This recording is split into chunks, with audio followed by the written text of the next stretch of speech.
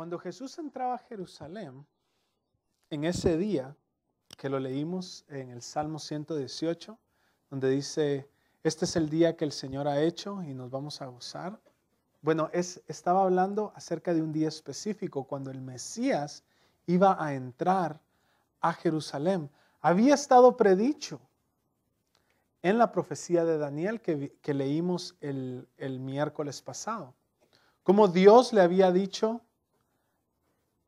a Daniel que iban a haber 69 sietes,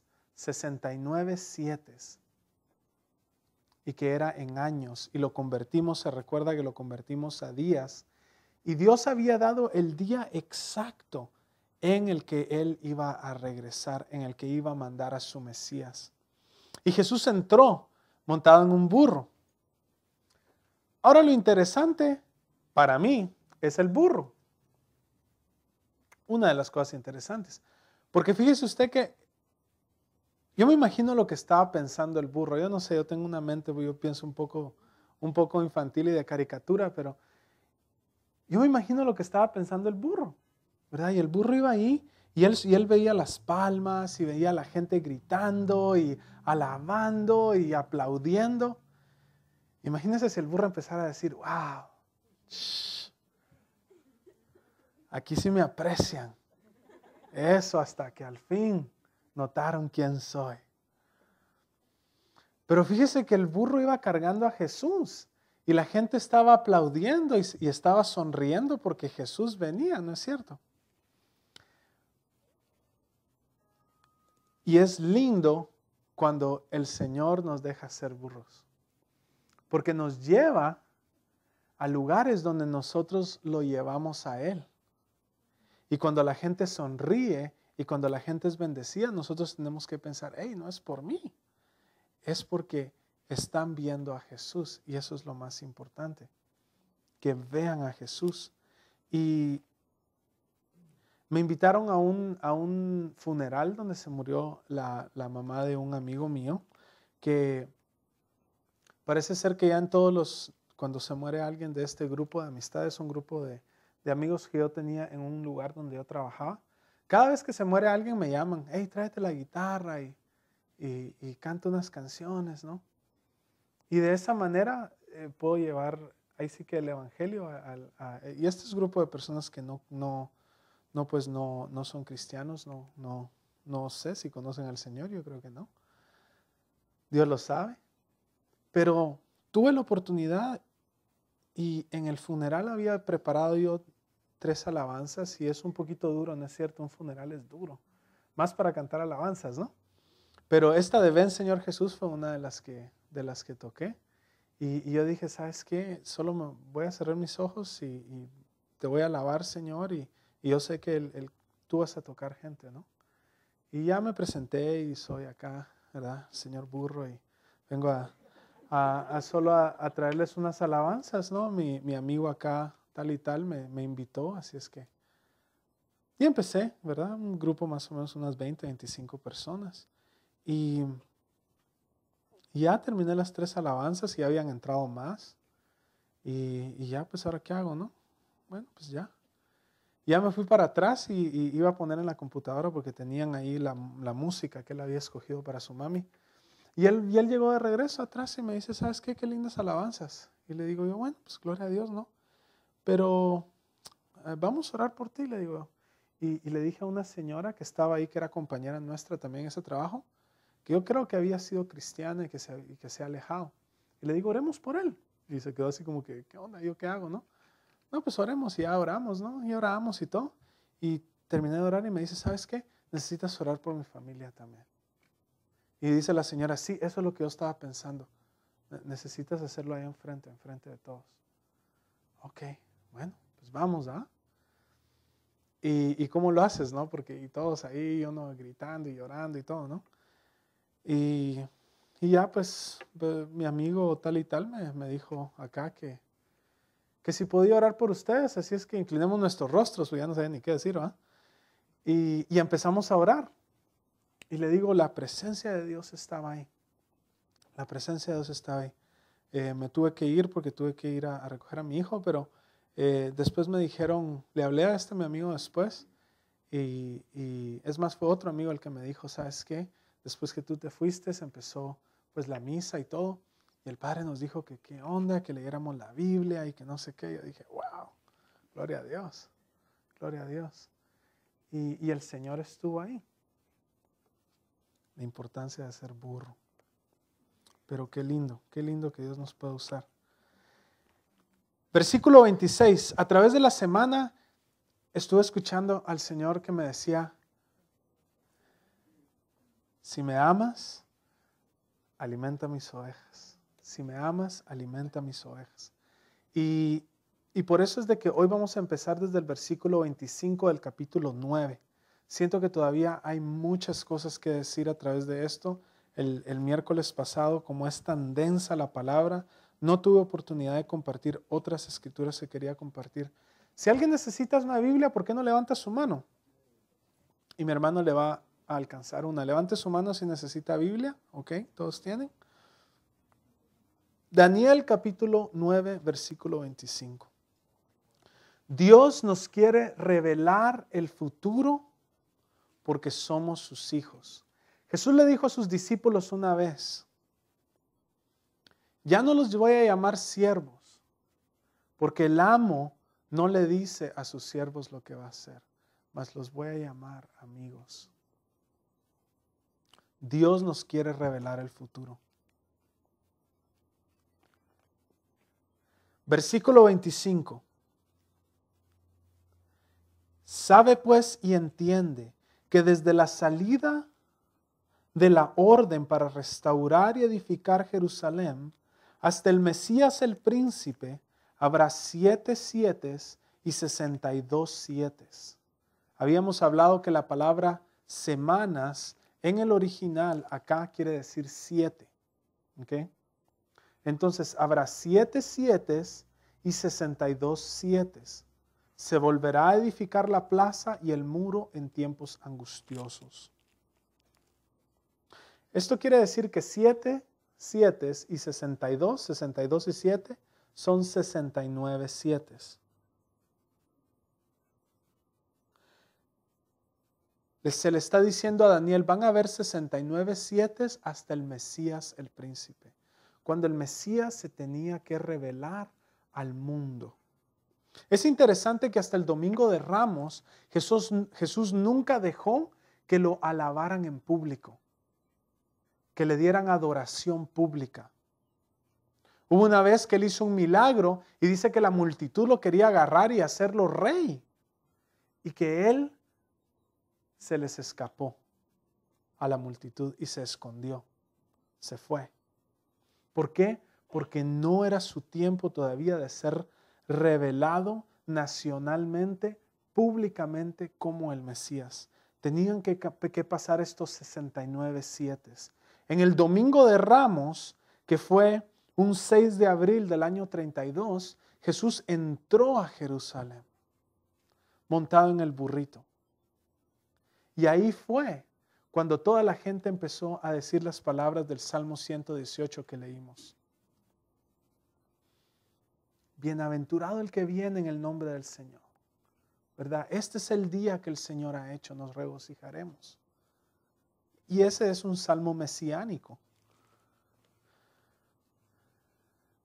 Ahora, nótese que dice la Escritura, sabe pues y entiende que desde la salida de la orden de restaurar y edificar a Jerusalén, esa orden se dio en Nehemías. Nehemías capítulo 2. Léelo. Ahí está donde se les dio, donde se le dio la orden a Nehemías de ir a restaurar a Jerusalén. En Esdras era para ir a restaurar el templo. ¿Okay? Entonces no hay que confundirnos porque Esdras y Nehemías escribieron en el mismo tiempo, en la misma era, en la misma tiempo. Y esta orden en Nehemías 2 fue el 14 de marzo del año 445 a.C. Pero en el versículo 24, la profecía nos dice, un versículo antes, que habrán 70 sietes. están determinadas sobre el pueblo, sobre tu ciudad,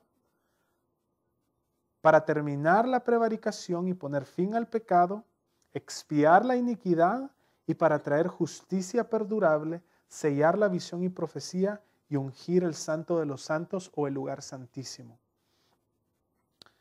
Todavía nos hace falta un 7. 69 sietes pasaron ya. Y nos hace falta un periodo de 7 años, que es lo que nosotros llamamos la gran tribulación. Es la gran tribulación. Versículo 26. Después de esas 62 semanas, ya nos dijo en el versículo antes que son 62 más 7, después de esas 62 semanas se quitará la vida al Mesías. Eso ya pasó. Jesús fue crucificado no recibiendo el reino de Dios. Dice, mas no por sí, o sea que lo van a matar. Y el pueblo de un príncipe que ha de venir destruirá la ciudad y el santuario. También ya pasó, el ejército romano de Nerón bajo el comando de Tito vino a Jerusalén y destruyó toda la ciudad y el templo, no dejando piedra sobre piedra en el templo como dijo Jesús.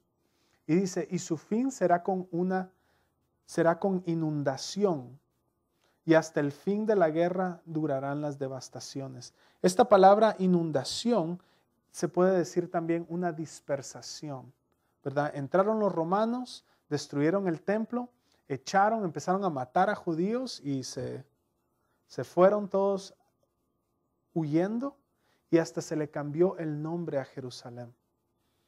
Desde este tiempo, así han sido dispersados y continuaron dispersados a través de todo el mundo hasta el año 1948. Al terminar la Segunda Guerra Mundial, se les preguntó qué quieren hacer. Ellos dijeron, queremos regresar a Israel, a Jerusalén, y se les dio tierras y así, en 1948, fueron contados otra vez mundialmente como una nación. Y dice la última parte del 26, y hasta el fin la guerra durará, y hasta el fin de la guerra durarán las devastaciones. Del versículo 26 al versículo 27 han pasado aproximadamente 2000 años. Porque en el 27 ya nos cuenta del anticristo y nos dice, por otra semana y por otra semana, aquí viene la semana número 70, que no ha pasado, y por otra semana confirmará el pacto con muchos. ¿Con muchos qué? Con muchos judíos. Miremos el contexto, estamos hablando de judíos. Versículo 24 nos dice, sabe pues y entiende que desde la salida para restaurar y edificar Jerusalén, no es Santana, no es ninguna otra cosa, estamos hablando de los judíos, estamos hablando de Israel, estamos hablando de Jerusalén. Es muy importante que mantengamos el contexto en las Escrituras. Por eso es de que tenemos muchas doctrinas. Me decía un amigo, ¿cómo es eso de que hay tanto cristiano de esto y cristiano de otro? Y le digo, mira, es que lo que pasa es de que a veces somos de sabores y otras veces, ¿verdad? Es porque de un versículo sacan un chorro de doctrinas que no tienen nada que ver porque no miran las palabras en contexto. Y es por eso que tenemos tantas diferentes cosas que no son. Pero por otra semana, versículo 27, confirmará el pacto con muchos judíos, no con todos. No con todos los judíos confirmará el pacto. A la mitad de la semana, o sea, a los 3 años y medio, hará cesar el sacrificio y la ofrenda. Hará cesar el sacrificio y la ofrenda ¿de dónde? Pues del templo. En contexto otra vez estamos hablando de los judíos. Los judíos está hablando de que el templo se iba a restaurar, se iba a edificar Jerusalén, se iba a edificar la plaza y el muro. Entonces a la mitad de la semana hará cesar el sacrificio y la ofrenda. En esta semana, en este periodo de 7 años, se va a reconstruir el templo de Dios. Aquel templo que Dios dio las indicaciones exactas y que le dijo, mira, lo tienes que hacer de esta manera. Porque es una réplica de lo que está pasando en el cielo. Después, con la muchedumbre de las abominaciones, vendrá el desolador, hasta que venga la consumación y lo que está determinado se derrame sobre el desolador. Sobre el desolador. Al Jesús entrar en Jerusalén en el día estipulado, el reloj de Dios profético se paró. Era un misterio lo que Dios iba a hacer. La era de la iglesia no estaba predicha en las profecías, solo que Dios iba a ser alabado por los gentiles también. Pero no se decía cómo iba a pasar. Pablo en Romanos 15, 9 al 12 nos da 3 citas bíblicas del Antiguo Testamento donde dice que nosotros los gentiles, todo el que no es judío es gentil, nosotros los gentiles íbamos a alabar a Jehová e iba a ser también nuestro Dios. Hace falta todavía un periodo de 7 años. Por otra semana, quiere decir por otros 7 años, Él, el anticristo, va a confirmar el pacto con muchos judíos, no con todos los judíos. No todos los judíos viviendo en Israel quieren que se reconstruya el templo. Solo 10% de los israelitas que viven en Israel son religiosos. Pero como los religiosos tienen un partido político en lo que es su Senado, los demás partidos necesitan el voto de este partido religioso para poder tener un gobierno estable. Este partido religioso cobra un alto precio por su voto, haciéndolos que pasen leyes religiosas a nivel nacional, como el tener que obedecer el sábado, o sea, el sábado no pueden trabajar, y como el no comer carne al mismo tiempo con productos lácteos, como lo dice la ley. Bueno, la ley dice que no tienes que hervir al corderito en la leche de su madre. Entonces ellos dicen, bueno, si me como un pedazo de carne y después me como un panito con mantequilla, quién sabe si la leche donde vino esa mantequilla era la mamá del cabrito o del puerquito, de lo que sea que se les dan. Bueno, no, la mantequilla viene de la vaca, de la vaquita. Entonces por eso ellos no comen carne con ningún producto lácteo al mismo tiempo, porque dice, bueno, en el estómago hierve y entonces estamos rompiendo la ley. A la mitad de los 7 años, el anticristo hace cesar el sacrificio y la ofrenda. Él los va a dejar construir el templo y a los 3 años y medio se va a sentar en el lugar santísimo y va a demandar a ser alabado como Dios. Esto lo vemos en el libro de Apocalipsis. Este acto es llamado en la Biblia como la abominación que produce desolación. El desolador es uno de los títulos del anticristo.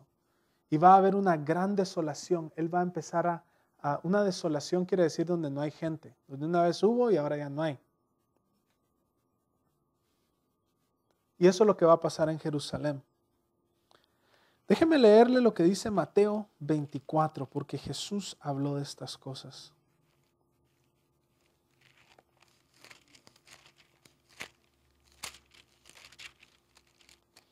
Mateo 24:15 dice así. Mateo 24:15 dice así. Por tanto, y aquí los discípulos le estaban preguntando, ¿qué va a pasar en los últimos tiempos? ¿Cuáles van a ser las señales de tu venida? Esa fue la pregunta. Y esta es una de las cosas que Jesús dice concerniente a la gran tribulación. Por tanto, cuando veáis en el lugar santo la abominación desoladora de que habló el profeta Daniel, so Jesús está diciendo, ve a leer a Daniel, el que lee entienda, entonces los que estén en Judea huyan a los montes, y los que estén en las azoteas no desciendan para tomar algo de su lugar, y el que esté en el campo no vuelva atrás para tomar su capa. Mas ay de las que están en cinta y de las que crían en aquellos días. Oren pues que vuestra huida no sea en el invierno ni en el día de reposo, porque habrá entonces gran tribulación, la cual no la ha habido desde el principio del mundo hasta ahora, ni la habrá. Nótese, esta es la tribulación que pasa en Jerusalén, en Israel. Y si aquellos días no fuesen acortados, nadie sería salvo. Mas por causa de los escogidos, aquellos días serán acortados. Entonces dice Jesús, cuando veas la abominación desoladora, cuando veas a este tipo sentarse en el lugar santísimo, dice, pélate, mano. No mires para atrás. ¿Sabes? Y esa escritura no es para nosotros.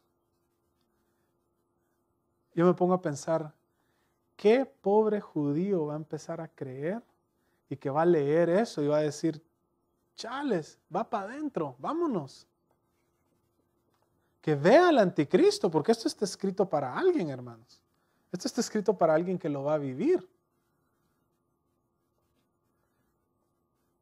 Que algún judío que tal vez alguna persona le predicó de Dios, de Jesús, y que agarra su Biblia, y que ve el anticristo, y que cree, y solo leyendo, y después dice, man, ¿qué está haciendo ese mandatario que vino acá?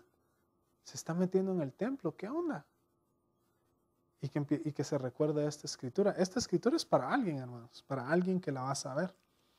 Aquí es donde empieza la segunda parte de la tribulación, donde aquella gran paz que el anticristo trajo es rota. Y él empieza una gran persecución. Los judíos huirán a la ciudad de Petra en el Jordán, y él mandará un ejército, pero será devorado por el desierto. Después hará guerra contra los que se hayan convertido al Señor y contra los judíos que habrán quedado. Mientras tanto, todas las plagas dichas en el Apocalipsis están siendo derramadas sobre la tierra al mismo tiempo. Vamos, por favor, a Apocalipsis 11. Quiero leerles algo acá. Y no es mi costumbre estar adelante y atrás. No me gusta hacer eso cuando estoy enseñando la palabra, irse a este versículo y a aquel versículo. Pero lo que pasa es de que en las profecías sí tenemos que hacer eso, porque no están todas juntas en un solo libro. Apocalipsis 11. Juan es transportado hacia el futuro, es transportado hacia el cielo, donde en el cielo Dios puede ver todas las cosas al mismo tiempo, y él está viendo. ¿Y qué dice Apocalipsis versículo 11:1? Entonces, dice Juan, se me fue dada una caña semejante a una vara de medir. O sea, no usaban metros, ¿verdad? Usaban cañas. Y se me dijo, levántate, mide el templo de Dios y el altar, y a los que adoran en él. Pero el patio que está fuera del templo, déjalo aparte y no lo midas, porque ha sido entregado a los gentiles, y ellos hollarán o ellos destruirán la ciudad santa 42 meses. ¿Cuánto es 42 dividido 12? ¿Ah? ¿Cómo? 3 años y medio. Amén. 3 años y medio destruirán la ciudad. Podemos poner la primera imagen. Juan mide el templo. Esto es lo que se llama ahorita el monte, ¿verdad? Santo. Ahí era donde en algún lugar, en ese rectángulo, era donde estaba el templo de Dios. Juan aquí dice, se me fue dada una caña semejante a una vara de medir y se me dijo, levántate, mide el templo de Dios. Ese es el templo que va a ser construido aquí. Es el templo que todavía no existe. Esta es otra vista. Esta vista es como vista de acá del Monte de los Olivos. Claro, acá es un helicóptero, yo pienso, ¿verdad? Así lo ve Jesús cuando va a regresar, así lo va a estar viendo. Y el Monte de los Olivos está de este lado. Entonces aquí lo estamos viendo desde el Monte de los Olivos. Y ahí va a estar construido el templo. Ahora lo más interesante es de que la Biblia nos habla que el templo va a ser reconstruido. Y a través de los cientos y cientos, ya 2000 años, nadie ha construido unas casitas ahí a la par. O sea, ha estado ese lote de de tierra es la tierra más cara de todo el mundo. Nadie con ningún tipo de dinero, ni oro, ni piedras preciosas puede comprarle ni siquiera un arbolito de esos que está ahí para que usted ponga su arbolito de Navidad. Ningún tipo de... Es más, si saben que usted es cristiano y entra ahí donde está esa cúpula, lo matan. ¿Ok? Porque esa es una mezquita musulmana. Es el segundo lugar más santo para ellos en el mundo. ¿Ok? Entonces, pero dice que el anticristo les va a dejar construir el templo. Y aquí Juan nos da un pequeño detalle. Usted al leer la Biblia tiene que ser como un investigador y tiene que ver cada detalle, porque Jesús dijo, pero ni siquiera una tilde, ni siquiera una rayita no se va a cumplir, sino que todo. O sea que Dios se interesa entre las tildes y las rayitas y tenemos que ser bien minuciosos. Por eso estudiamos la palabra, no solo la leemos, sino que la estudiamos. Él dice, levántate, mide el templo de Dios, mide el altar y a los que adoran en él. Pero el patio que está fuera del templo, déjalo aparte, no lo midas, porque ha sido entregado a los gentiles, ha sido entregado a los que no creen en Dios. El siguiente slide, por favor. El templo, esta es una réplica pequeña, esto lo tomé del el Instituto del Templo en Jerusalén. Tienen ya todo listo para construir el templo. Es más, hasta dicen que el templo ya lo tienen prefabricado y solo están listos para solo llevar las partes y pum, pum, pum, ponerlo y va a estar en cuestión de días, yo creo. Pero esto es una réplica pequeña del templo que Jesús vio. Aquí podemos ver que el templo tenía diferentes patios. El templo tenía una pared, pero tenía diferentes patios. ¿Qué es lo que nos dice Juan en el versículo 2? El patio que está fuera del templo, déjalo aparte, no lo midas, porque ha sido entregado a los gentiles. En la ciudad de Jerusalén han habido excavaciones, ¿ok? Este es ese lote de tierra que les digo, pero ya visto desde una vista, ahí sí que del suelo. Han habido excavaciones por los judíos. Allí en Jerusalén hay judíos y hay musulmanes que tienen casas. Pero los judíos han estado excavando y hay un profesor en particular que es parte del Instituto del Templo que han hecho excavaciones y que él está diciendo que encontró dónde estaba el lugar santísimo. Porque eso es lo más importante para construir el templo. ¿Dónde estaba el lugar santísimo? Donde la presencia de Dios se manifestaba. ¿Sí? Donde estaba el arca del pacto, que tenía adentro las tablas de los 10 mandamientos, la vara que reverdeció de Aarón y el pan, un poquito de maná. No el grupo, era un pan que cayó del cielo. Esa es una maná. No. Entonces, los que están excavando ahí, este profesor dice, yo ya encontré el lugar santísimo y me parece ser que está abajo de, déjeme decirle bien cómo se llama esto. La cúpula de los espíritus. La cúpula de los espíritus o la cúpula de las tablas, me parece que le llaman también. Siguiente slide, por favor. Ahí le puse una rayita, no sé si la ven. Esa es la cúpula de las tablas, de los espíritus. Y si este señor está en lo cierto, y ahí era donde estaba el lugar santísimo, siguiente slide, por favor. Es muy fácil ver cómo el anticristo va a dejar que los israelitas construyan su templo de un lado. Las profecías en Juan nos dice, el patio que está fuera del templo, déjalo, no lo midas porque ha sido entregado a los gentiles. Ahí había patio antes, ¿verdad? Y los musulmanes construyeron su mezquita donde ellos pensaron que estaba el lugar santísimo, para así asegurar que los judíos nunca, en el resto de la historia de la humanidad, pudieran reconstruir su templo. ¿Sí? Es por eso que ellos los construyeron ahí. Pero sabemos que el anticristo los va a dejar construir y podemos ver que hay un gran espacio al norte de la mezquita donde en algún lugar pueden construir el templo. Y si arqueológicamente pueden decir que ahí era,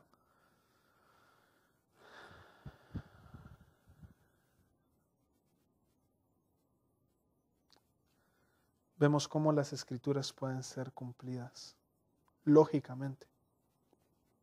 Muy importante, versículo 2. El patio que está fuera del templo déjalo aparte. No lo midas, porque ha sido entregado a los gentiles y ellos hollarán la ciudad santa. Volvamos de regreso a Daniel.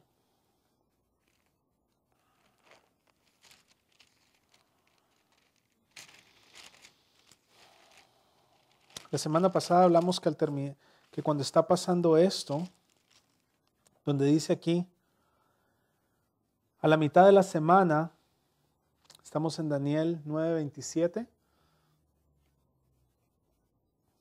Daniel 9:27.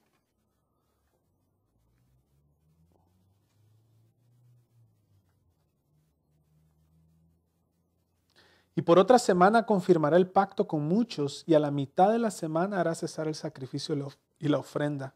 Después, con la muchedumbre de las abominaciones, vendrá el desolador, hasta que venga la consumación, y lo que está determinado se derrame sobre el desolador.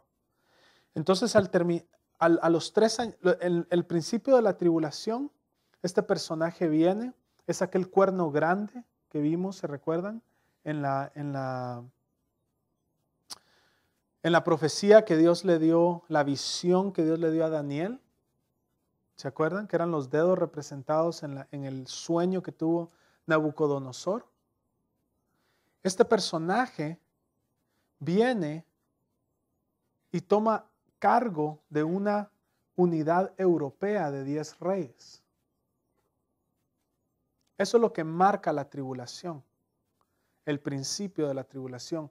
Y él de una manera muy suspicaz, porque él va a ser muy inteligente y lo vamos a ver más adelante. Él va a traer paz al mundo, especialmente en esta ciudad, donde todos sabemos que si va a haber una tercera guerra mundial va a ser por Jerusalén, por esas tensiones que hay entre Irán, entre los judíos, y los musulmanes que viven ahí. Pero él va a poder traer paz, y de la manera en la que lo va a hacer va a lograr que los judíos se comprometan en muchas cosas, dejándolos construir su templo. Pero dice que a los 3 años y medio, o al mitad de la semana, hará cesar el sacrificio y la ofrenda. Y sabemos por el libro de Apocalipsis capítulo 13, en que él se sienta, y por Jesús que lo dijo, él se sienta en el lugar santísimo y empieza a corretear a todos. Y es interesante que Jesús dijo que habrá tal persecución como nunca la ha habido. Eso quiere decir que va a ser peor que Hitler. Va a ser peor que Hitler, aún este anticristo. Y la semana pasada hablábamos acerca de Petra. Y nosotros creemos que es Petra, la ciudad que está en un desierto cercano, donde la gente pudiera correr y esconderse. Y estratégicamente es uno de los lugares mejores para que ellos se puedan esconder. Ahí es donde Jesús dijo, ¿sabes qué? Corre al desierto. Y el desierto más cerca que hay por ahí, todo el resto es desierto, pero en un desierto que tenga un lugar donde esconderse, es Petra, que está del lado del Jordán. El Jordán es el país vecino con Israel. Y mi hermana me decía, bueno, ¿por qué no enseñas unas fotos de Petra? Bueno, pues aquí está. Petra está al sur. Si ven, Jerusalén está al norte y ya está casi al sur de Israel. Entonces toda la gente tiene que ir corriendo hacia ese desierto para irse a esa ciudad. Ahora, tome usted en cuenta de que no es tan largo. Aquí lo vemos, es un mapa, decimos, no hombre, es un chorro. No, Israel me parece que cabe en California y todavía sobra un montón. O sea, Israel es bien, bien pequeño. Siguiente. Lo que es Petra es una ciudad. ¿Quién sabe qué quiere decir Petra? Está fácil. Petra, piedra, exacto. Es una ciudad hecha de piedra.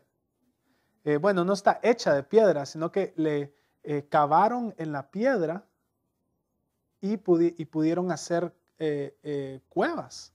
Es una ciudad entera que tiene casas, tiene templos, tiene cementerios, ¿verdad? Tiene tumbas. No son cementerios así como para abajo, pero son criptas. Y es una ciudad bien grande.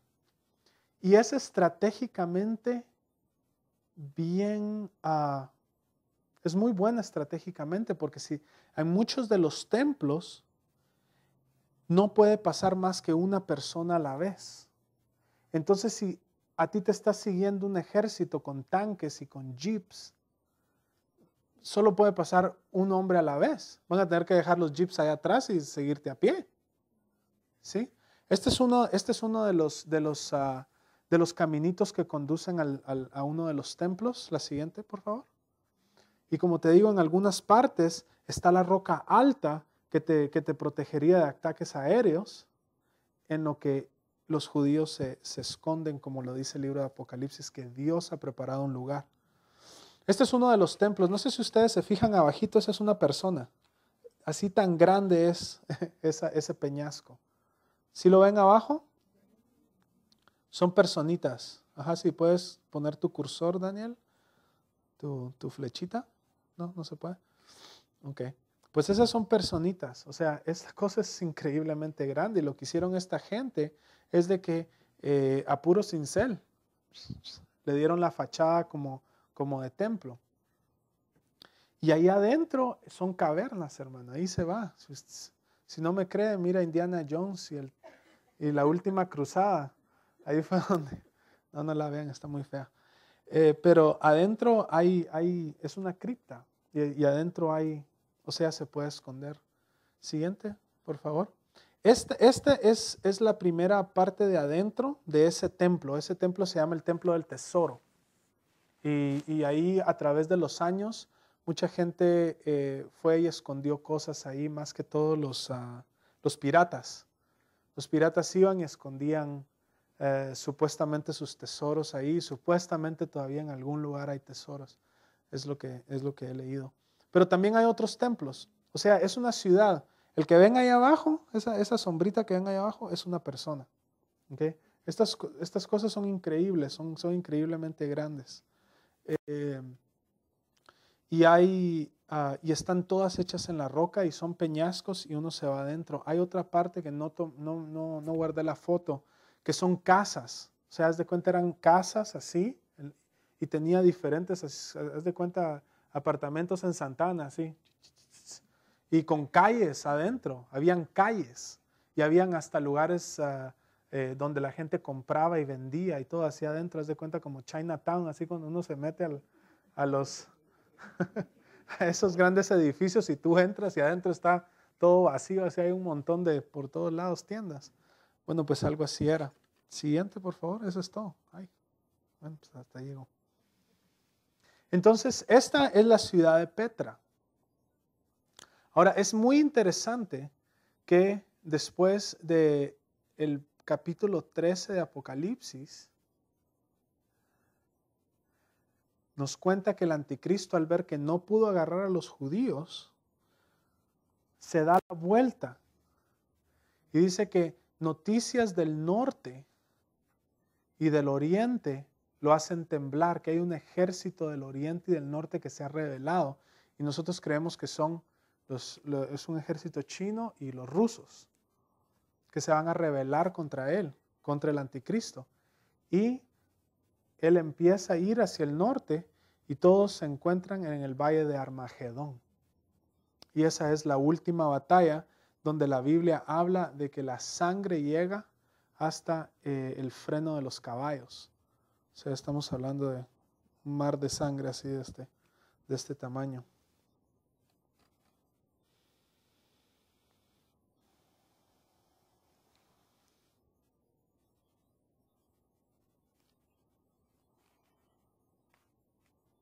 entonces el Señor no nos ha dejado en tinieblas, ¿verdad? Decía Pablo, lo leímos la semana pasada. Pero déjeme decirle algo muy lindo.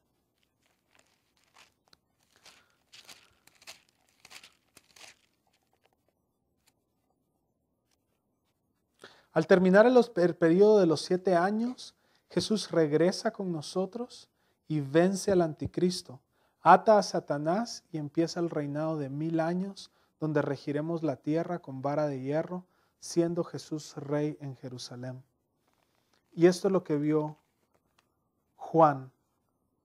Después de esto, oí una gran voz de gran multitud en el cielo que decía: aleluya, salvación y honra y gloria y poder son del Señor Dios nuestro, porque sus juicios son verdaderos y justos, pues ha juzgado la gran ramera que ha corrompido la tierra con su fornicación y ha vengado la sangre de sus siervos de la mano de ella.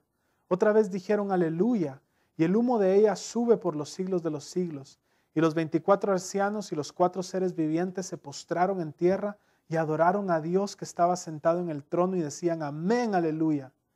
Y salió del trono una voz que decía: alabad a nuestro Dios todos sus siervos y los que le teméis, así pequeños como grandes. Y oí como la voz de una gran multitud, como el estruendo de muchas aguas y como la voz de grandes truenos que decía aleluya, porque el Señor nuestro Dios todopoderoso reina. Gocémonos y alegrémonos y démosle gloria, porque han llegado las bodas del Cordero y su esposa se ha preparado. Y a ella se le ha concedido que se vista de lino fino, limpio y resplandeciente, porque el lino fino es las acciones justas de los santos. Y el ángel me dijo: escribe, bienaventurados son los llamados a las cenas de la boda del Cordero.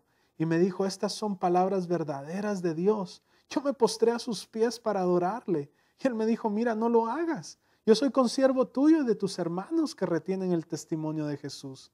Adora a Dios, porque el testimonio de Jesús es el espíritu de la profecía. Entonces vi en el cielo abierto y he aquí un caballo blanco, y el que lo montaba se llamaba Fiel y Verdadero, y con justicia juzga y pelea.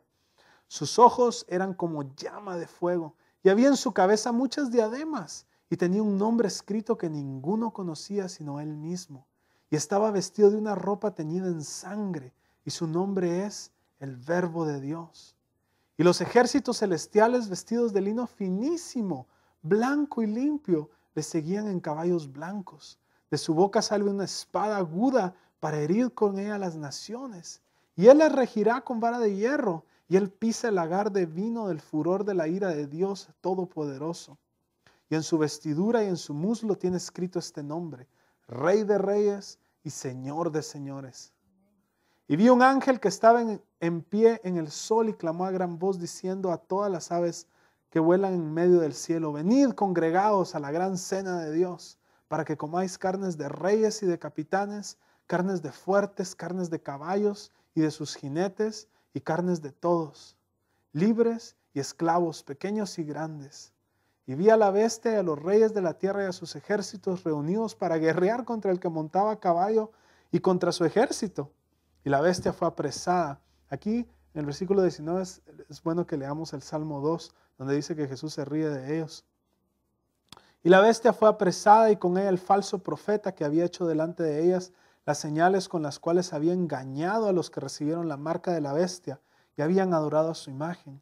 Estos dos fueron lanzados vivos dentro de un lago de fuego que arde con azufre.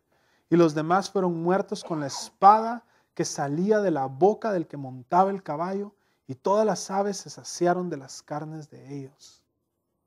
¡Wow! Esa es la segunda venida de nuestro Señor. Y aquí es donde ellos salen de Petra. Y aquí ya los judíos salen de Petra porque van a haber personas que van a sobrevivir la tribulación. Ahí es donde la palabra dice que los bebés van a vivir 100 años y que todos los animales, pues ya no son, los que son carnívoros, ya no son carnívoros, van a ser herbívoros, otra vez van a comer pastito. Daniel capítulo 10. En el año tercero de Ciro, rey de Persia, fue revelada palabra a Daniel, llamado Belsasar. Y la palabra era verdadera y el conflicto grande. Pero él comprendió la palabra y tuvo inteligencia en la visión. En aquellos días yo, Daniel, estuve afligido por espacio de 3 semanas. Él estuvo en ayuno. No comí manjar delicado, ni entró en mi boca carne, ni vino, ni me ungí con ungüento, o sea, no se echó desodorante, hasta que se cumplieron las 3 semanas. Y alcé mis ojos y miré, y he aquí un varón vestido de lino, ceñido sus lomos de oro de Ufaz. Su cuerpo era como de berilio, y su rostro parecía un relámpago. Y sus ojos como antorchas de fuego, sus brazos y sus pies como de color de bronce bruñido, y el sonido de sus palabras como el estruendo de una gran multitud. Y solo yo, Daniel, vi aquella visión, y no la vieron los hombres que estaban conmigo, sino que se apoderó de ellos un gran temor, y huyeron y se escondieron. Nice amigos. Quedé pues yo solo, y vi esta visión, y no quedó fuerza en mí. Antes mi fuerza se cambió en desfallecimiento, y no tuve vigor alguno. Pero oí el sonido de sus palabras, y al oír el sonido de sus palabras caí sobre mi rostro en un profundo sueño, con mi rostro en tierra. Y he aquí una mano me tocó, y me hizo que me pusiese sobre mis rodillas y sobre las palmas de mis manos. Y me dijo: Daniel, varón muy amado, está atento a las palabras que te hablaré, y ponte en pie, porque a ti he sido enviado ahora. Mientras hablaba esto conmigo, me puse en pie, temblando. Algunos teólogos dicen que el que se le apareció fue Jesús. En el Apocalipsis capítulo 1, versículo 10 y del 13 al 17, nos dice Juan qué le pasó a él y que fue más o menos lo mismo. Él también, al estar ante la presencia de Jesús, también tuvo una reacción en su cuerpo. Dice: yo estaba en el Espíritu en el día del Señor, y oí detrás de mí una voz como de trompeta que decía: yo soy el Alfa y la Omega, el principio y el último. Escribe en un libro lo que ves y envíalo a las 7 iglesias que están en Asia: a Efeso, Esmirna, Pérgamo, Tiatira, Sardis, Filadelfia y la Odisea. En el versículo 13 nos cuenta de cómo se sintió: y en medio de los 7 candeleros él vio a uno semejante al Hijo del Hombre, vestido de una ropa que le llegaba hasta los pies y ceñido por el pecho por un cinto de oro. Su cabeza y sus cabellos eran blancos como la blanca lana, como nieve, sus ojos como llama de fuego, sus pies semejantes al bronce bruñido, refulgente como en un horno, y su voz como estruendo de muchas aguas. Tenía en su diestra 7 estrellas, y de su boca salía una espada aguda de 2 filos, y su rostro era como el sol cuando resplandece en su fuerza. Entonces aquí lo mismo le pasa, lo mismo nos está describiendo Daniel de esta persona. Y algunos creen que es Jesús por las descripciones de Juan en el Apocalipsis capítulo 1. Pero esta interpretación tiene un problema. ¿Cuál es la interpretación? Veamos el versículo 12. ¿Cuál es el problema? Perdón. En el versículo 12 hay un problema. Entonces me dijo Daniel: no temas, porque desde el primer día que dispusiste tu corazón a entender y a humillarte en la presencia de tu Dios, fueron oídas tus palabras, y a causa de tus palabras yo he venido. Versículo 13, mas el príncipe del reino de Persia se me opuso durante 21 días, pero he aquí Miguel, uno de los principales príncipes, vino a ayudarme y quedé ahí con los reyes de Persia. Entonces, es imposible que Jesús haya sido detenido, ¿verdad?, por el rey, por el príncipe del reino de Persia, que es realmente Satanás. Sabemos que Satanás le dijo a Jesús: todos estos reinos se me han sido dados, son míos, te los doy si me adoras. Entonces, por eso es que estamos como estamos, porque este mundo está controlado hasta cierto punto por Satanás, y sus reyes están controlados por Satanás. Entonces hay un problema en pensar de que Jesús es el es esta entidad que se le aparece a Daniel. Pero es la misma descripción que Apocalipsis capítulo 1. Muchos teólogos ven en el versículo 10 otra persona que lo toca. No otra persona, otro ser, otro ángel que lo toca. En otras palabras, Jesús fue el que él vino, pero cuando aquel se desmaya y da el platanazo, eso es un ángel el que lo toca y le dice, hey, ponte de pie. ¿Okay? Y vamos a ver más adelante en este mismo capítulo que hay otros ángeles ahí con Jesús. Entonces es muy posible que eso haya pasado, ¿verdad? Daniel ve y lo describe y todo, y toda su fuerza se le va, ¿verdad? Y eso le pasó también a ¿cómo se llama? Isaías cuando vio a Dios, ¿verdad? Cuando vio a Dios, cayó también y se quedó sin fuerzas. Y esa es la correcta, lo que correctamente nos tiene que pasar cuando vemos a Dios. Porque vemos, Isaías cuando vio todo eso y quedó sin fuerza, dijo, man, soy impuro y vivo en medio de gente impura. Y he visto a Dios, voy a morir. Y eso es lo que pasa, ¿no? Creemos que somos buenos porque nos comparamos unos con otros. Yo soy mejor que aquel hermano. Bueno, yo soy un poquito menos que aquel hermano, pero ahí vamos, a tacos nos damos. Pero lo que pasa es de que nos tenemos que comparar con Dios. Y ahí todos somos malos. Ahí todos estamos en el mismo nivel. Entonces algunos teólogos dicen, no, en el versículo 10 hay otras personas y lo confirma el contexto y lo vamos a leer ahorita. Dice el versículo 14, he venido para hacerte saber lo que ha de venir a tu pueblo en los postreros días. ¿Qué es lo que le va a pasar en el futuro a los judíos? Porque la visión es para esos días. Mientras me decía estas palabras, estaba yo con los ojos puestos en tierra y enmudecido. Pero he aquí uno con semejanza de hijo de hombre tocó mis labios. Aquí viene otra entidad. Tocó mis labios, entonces abrí mi boca y hablé.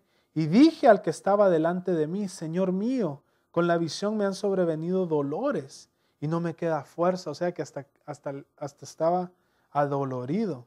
Yo pienso que del miedo. ¿No han tenido ustedes tanto miedo que les duele el estómago? Yo sí, de mi mamá. No, me lo merecía. Versículo 17. ¿Cómo pues podrá el siervo de mi Señor hablar con mi Señor? Porque al instante me faltó la fuerza y no me quedó aliento. Y aquel que tenía semejanza de hombre me tocó otra vez y me fortaleció. Y me dijo, muy amado, no temas, la paz sea contigo. Esfuérzate y aliéntate. Y mientras él me hablaba, recobré las fuerzas. Y dije, hable mi Señor, porque me has fortalecido. Y él me dijo, ¿sabes por qué he venido a ti? Pues ahora tengo que volver para pelear contra el príncipe de Persia. Y al terminar con él, el príncipe de Grecia vendrá. Esto es lo que quiere decir cuando el imperio persa murió y fue tomado por el imperio griego. También había otra entidad diabólica, ¿verdad? Ahí tomando control en el imperio de Grecia. Y ahí también estaba guerreando el ángel. Y al terminar con él, el príncipe de Grecia vendrá. Pero yo te declararé lo que está escrito en el libro de la verdad. Y ninguno me ayuda contra ellos, sino Miguel, vuestro príncipe. Wow. Nótese cómo los ángeles batallan contra los poderes del enemigo en lo que son los reinos. También se le está revelando una vez más a Daniel que el reino griego iba a reemplazar al reino medo-persa y que iba también a ser influenciado por el enemigo, pero el ángel iba a estar ahí para hacer guerra. Jesús es un varón de guerra. Él más que nadie nos ha enseñado a pelear la buena batalla de fe. Nos dio también otro buen ejemplo en Pablo, de cómo trabajaba y se esforzaba para no ser carga a la iglesia y poder llevarles el evangelio de una manera gratuita o gratis. Y Dios está luchando por nosotros. Así es que no se desanime. Recuerde que Jesús le dijo a todos los que somos sus discípulos, estoy con ustedes hasta el fin del mundo. Y también nos dice a través de Pablo en Romanos 8:28, y sabemos que a los que aman a Dios, todas las cosas les ayudan para bien. Esto es, a los que de acuerdo a sus propósitos son llamados. Así es que tengamos ánimo, hermanos, porque usted no sabe en su situación lo que Dios está haciendo en su vida. No sabe si hay algún ángel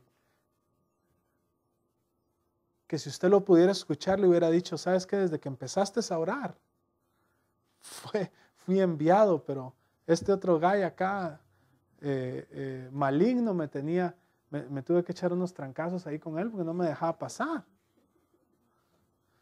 Entonces nosotros tenemos que seguir en oración, hermano. Tenemos que seguir adelante. Tenemos que seguir sirviendo a Dios. Ese fue un gran ejemplo, lo que me pasó el viernes pasado. Fue un gran ejemplo porque por 3 años hablé con ellos acerca de Dios. Y a veces se burlaban y a veces no, a veces oían. Pero qué lindo poder estar ahí cuando la gente lo necesita, porque entonces sí, ahí sí me demostraron que sí estaban escuchando. Porque me llamaron. No llamaron con el que se iban a parrandear, con el que se iban a tomar. No, me llamó a mí el chavo. Me dijo, ¿sabes qué? Ven a cantar a mi mamá unas alabanzas. Entonces, no se desanime. Dios está trabajando.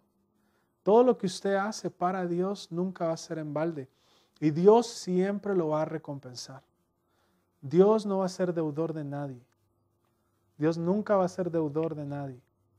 Nunca usted le va a dar y dar y dar a Dios sin que Dios le dé a usted mucho más. Dios nunca es deudor de nadie. Así es que vamos a seguir adelante. Le voy a invitar al grupo de alabanza que pase al frente y vamos a bajar las luces un poquito.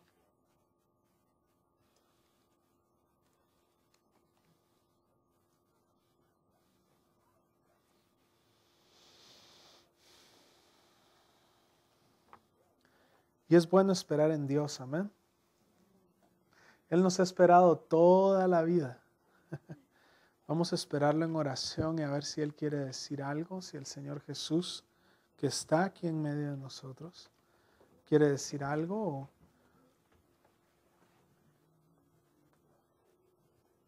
Vamos a orar. Y Padre bendito, Señor, te damos gracias por tu palabra, Señor. Gracias por las escrituras, Señor, que nos enseñan, Señor, cada día, Señor. No importa que tanto leamos la palabra, algunas cosas olvidamos y otras cosas no las vemos la primera vez que la leemos, Señor. Pero te damos gracias por hablarnos, Señor. Gracias por ser un Dios bueno, Señor. Gracias, Señor Jesús, por estar aquí. Como decía la alabanza, Señor, que tú haces fuerte al débil, Señor. Tú haces fuerte al débil, Señor. Te damos las gracias, Señor. Gracias porque es en tu fuerza que vamos a ir, Señor. Y Padre, si no nos das la fuerza, no vamos a poder ir, Señor. Así es que gracias porque es tu responsabilidad, Señor. Tú quieres hacer, Señor. Te damos gracias, Señor. Padre, vemos nuestra debilidad, Señor. Tú dijiste en Primera de Juan, capítulo 1, versículo 8, que si confesamos nuestras faltas, tú eras fiel para perdonarnos y limpiarnos, Señor. Confesarlas a ti, Señor. Y te lo confesamos, Señor. Confesamos nuestros errores, Señor. Límpianos, Señor. Sánanos, Señor. Límpiame de mi maldad, Señor.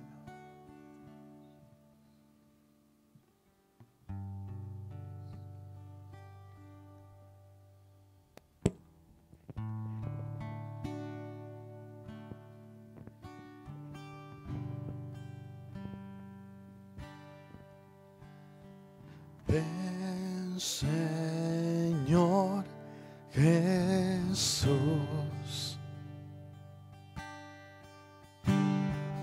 Ven.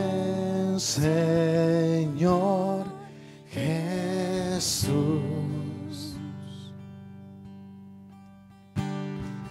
Ven, Señor Jesús.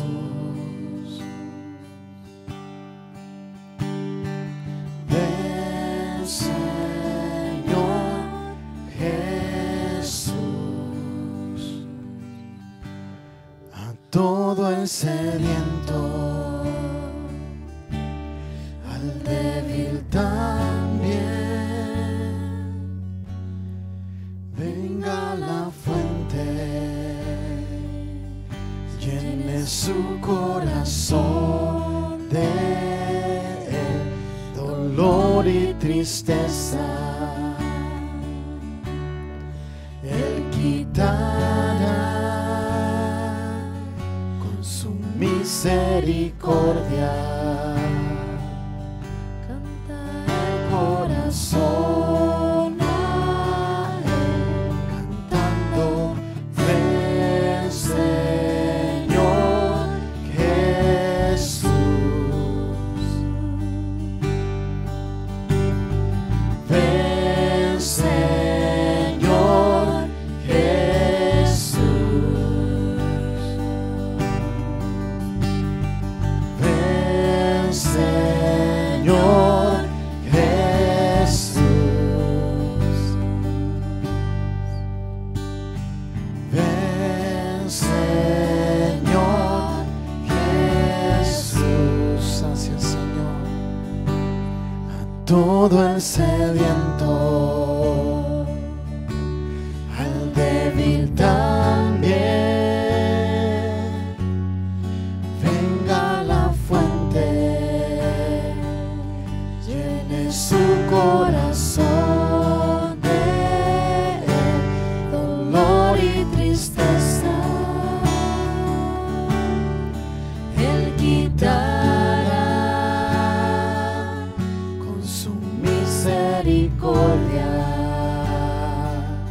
Clama el corazón a Él, cantando: ven, Señor Jesús. Ven, Señor Jesús. Ven, Señor Jesús. Ven, Señor Jesús. En un instante seremos cambiados al oír la trompeta sonar. Y como pueblo estaremos unidos, dándote gloria y honor. En un instante seremos cambiados al oír la trompeta sonar. Y como pueblo estaremos unidos, dándote gloria y honor. Ven, Señor Jesús. Ven, gracias, Señor. Ven, Señor Jesús. Ven, Señor Jesús.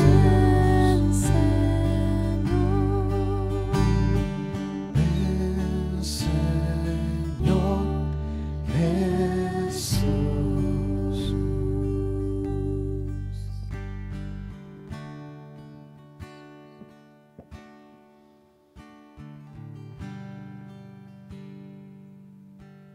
Tal vez haya alguien acá que al oír estas palabras, tal vez tú digas: wow, no sé si estoy listo para cuando venga el Señor, no sé si me voy a ir, me voy a quedar. Yo te invito que si hay algún tipo de duda en ti, que si hay algo, que te levantes tu mano para que mis hermanos vayan y oren por ti. Porque es importante que sepamos que tenemos vida eterna, dijo Juan. Muchas cosas hizo Jesús que no están escritas, pero estas cosas están escritas para que ustedes sepan que tienen vida eterna. Si te hace falta esa seguridad, deja que mis hermanos oren por ti. El Señor está aquí esta noche. Dile, ora con ellos y dile, Señor, a mí me hace falta. A mí me hace falta.